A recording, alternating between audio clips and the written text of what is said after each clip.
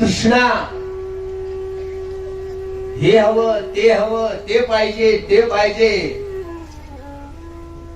पाहिजे पाहिजे म्हणतात. सारं जीवन संपून जाते तरी पाहिजे पाहिजे संपत नाही. तृष्णा कधीच संपत नाही. आणि या तृष्णाची निर्मिती कशी होते? या तृष्णा अंतिमता आहे. तृष्णा दुःख आहे.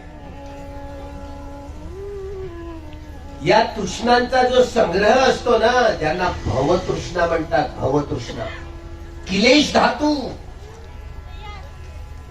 काळ्या कुट्ट धातू ज्या भवतृष्णा असतात त्या आपल्याला वारंवार वारंवार जन्म ग्रहण करण्यासाठी बाध्य करत असतात.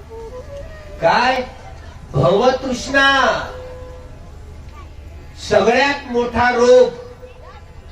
तुम्ही त्या रोगाचं नाव ऐकलं का?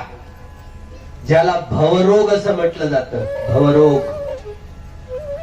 जन्म घेणं, जगणं आणि मरणं, परत जन्म घेणं, जगणं आणि मरणं, परत जन्म घेणं. आम्ही जन्म घेत आलो, जन्म घेतलाय, आता जगत आहोत. एक दिवस सगळेच मरणार आहोत. मग काय खरं आहे की नाही? ज्यांनी ज्यांनी जन्म घेतला तो मरण्यासाठी घेतला. पण काही दिवस जगतोय माणूस. जेवढं जगण्याचं पुण्य असलं तेवढं जगतो. आपल्याकडे जेवढं जगण्याचं पुण्य असतं तेवढं जगतो.